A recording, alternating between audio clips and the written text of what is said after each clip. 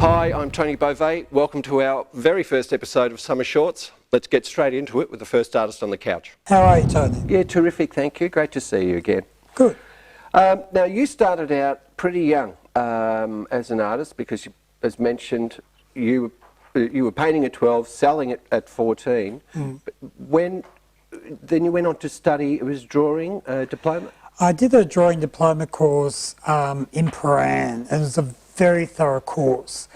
We studied under a sculptor, Pam Hallandall, and Pam actually was very good friends with the well-known British sculptor Henry Moore, a great post-war artist in England, the United States.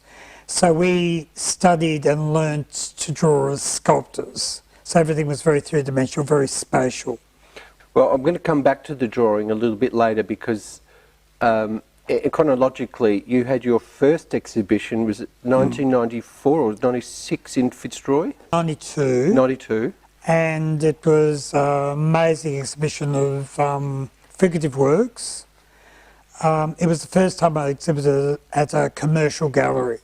So it was a bit of a landmark, but I did have exhibitions at cafes and restaurants earlier. Now, the next manoeuvre for you was getting involved with Makepeace Gallery in St Kilda from 1994, roughly, wasn't it, to 97? Yep, that's right.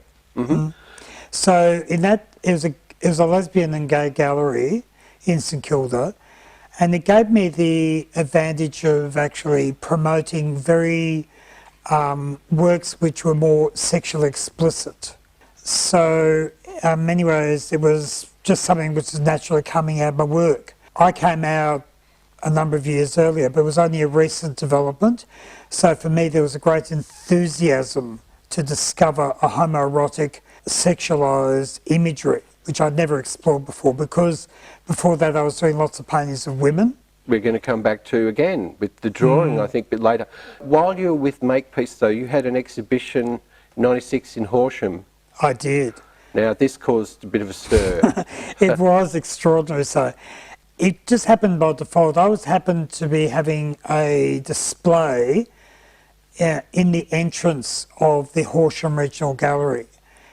One evening, while the works were up on the walls, and there were quite a few male nudes in the exhibition, there was a public complaint from the Highland Ball Club, which was having an event that went into the building of the town hall. Okay, crossover. So I had a phone call from the director of the gallery, the Horsham Regional Gallery. She said, "Richard, the shit's going to hit the fan." And inadvertently, I made a phone call to a lot of the media and told them a little bit what was happening to me with my paintings being censored. And if you know Horsham, Horsham is an area which is extremely conservative. It's a Lutheran belt of Victoria.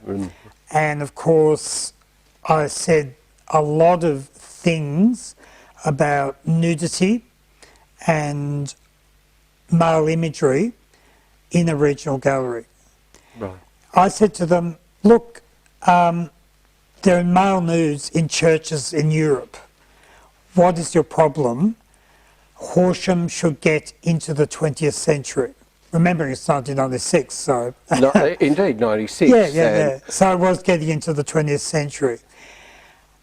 That exhibition really became a showcase for me to become a spokesperson about gay, nude and erotic art being displayed in a public place. Freedom of expression and your right to express the freedom of your expression. And if it's okay in Europe to put male nudes in the public streets, correct, why shouldn't Australia join the rest of the world?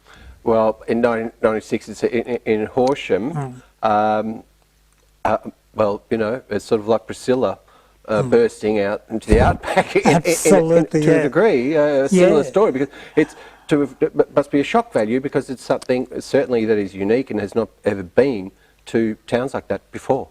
Well, what happened with the Horsham Regional Gallery, because of all the publicity, it was nationwide coverage. It was on radio, TV, tabloid, and it was discussed quite vitriolically about how male nudity is different from female nudity, because they already had female nudes in the gallery. Yes.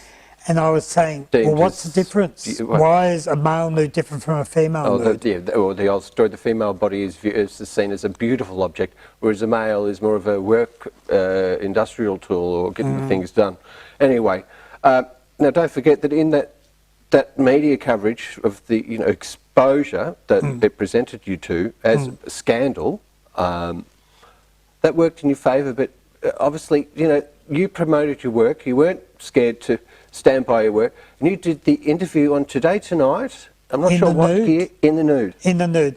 All I was wearing was lipstick and eyeliner. And when they did the vox popping on Today Tonight before the interview, they had more of an issue with the lipstick than they did with the nudity. They said, what's the problem with nudity? Nothing wrong with that. Classic. But when I opened the show, the second show in Horsham, which is a follow-up show, which is all male nudes from all these different artists, they asked me to be the spokesperson. Right. When I was making the speech, it was totally silent. Absolutely, you could hear a pin drop. Everyone was worried about what I was going to say about Horsham on nationwide TV. Sure. Wow. And I didn't badmouth them. And when I finished the speech, everyone just went, relief. But I was wearing a beautiful plum-coloured shirt and dark lipstick.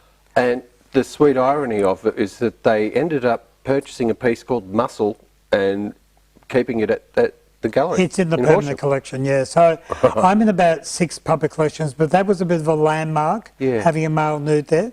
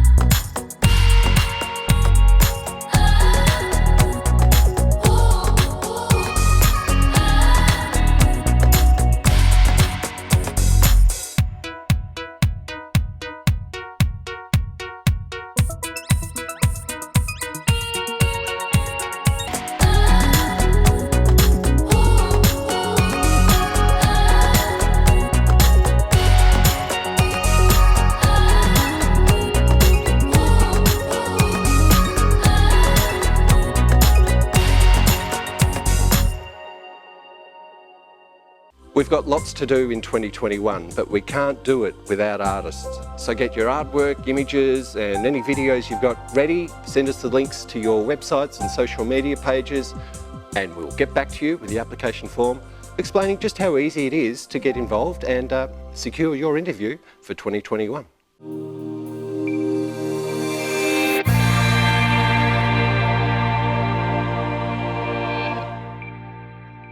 Moving on a little bit, because the midsummer shows you've done, Charles Nodrum Gallery, you've done a fringe show at Jackman Gallery as well. That was in, that was 2000? Same year, yeah. Now, that was the one that I saw you, because it was only actually literally over there, across the street, in the old Jackman on Grey Street. It was, yeah. And you did that whole show.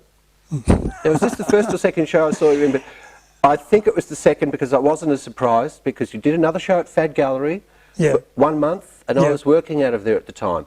So I saw you man that show. You were there every day, pretty early till close. Yep. And I swore I would buy the very last piece if you didn't sell them all. And you sold the very last piece on the very last hour of the very last day. It was extraordinary, and there were people coming from overseas at 11 o'clock at night buying the artwork. It was part of the Fringe Festival, and it was a good way of promoting my artwork, doing festivals like Midsummer, Fringe, because a lot of young artists actually don't know how to get their work out there. Yeah. So what I did was tap into the festivals. You get a lot of free promotion. You get a lot of advertisement.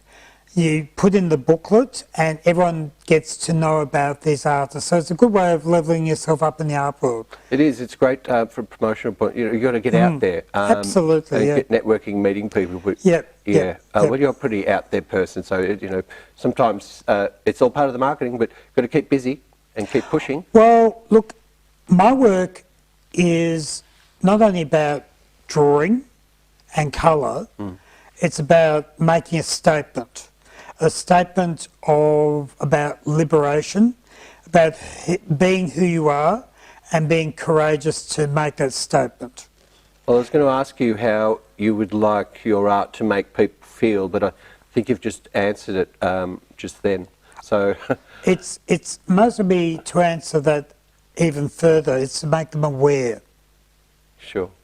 Yeah, understand. I've got to quickly finish off because I forgot I was talking about Jackman in 2000, 20 years ago, and you manned that show. I think it was the launch night, we had a ball, but you manned that, just a red G-string from memory? I had, Is that right? the exact outfit was, I had long Marilyn Monroe gloves on, latex gloves, red, and a pair of high heels, and my body was covered with painted hearts. The exhibition was called Aspects of Love, and I was the only one who was appropriately dressed because it was a really stinking hot night in October and everyone was boiling, but I was semi-naked. Well, I remember it was a great night. Now you're back to drawing, you've returned to drawing and doing portraits of women? Yeah, I decided to go back to drawing. I'm doing a lot of commissioned drawings on canvas. Okay. And that's actually working quite well for me. So people actually commission me to draw them. I go to their home, I draw it up, I leave the canvas there, and they do deposits or do a lay-by and pay it off, which is a very agreeable way of doing it. But it's returning to my original skill. And it was Pam, who you were under the guidance of, who won the Dobell Prize drawing twice. Yeah. She was really good instructor. In many ways too, it's very different in art schools now because they don't do a lot of groundwork. They don't tell the students how to draw, what to do. So we had a very thorough training. We're doing 4 sessions of life drawing every week. Now they just say to them, do what you feel, present the folio at the end of the day, and that's what you, whether you pass or fail, it's up to you. So there's not a lot of tuition going on, which is a pity because the quality in art in Melbourne was very high standard. And now it's mostly been depleted. And also with the lockdown too, there's so many artists that are doing it on their own. And it's very hard for them. So now's the time to reach out and get in touch with everyone, get some support. Yes, It goes a long way. So, speaking of which, how can we find you? I know that if I go to jackmangallery.com.au and I look for Richard Morrison, I'll get your page. Yes, you would. With your profile. And it does show the amount of solo shows and group shows that you've had. Look, I've had quite a few. I've been on the scene for a long while. Yeah, all listed, but plenty of exhibitions. What about any social media? Social media, you can find me on richardmorrison.theartist.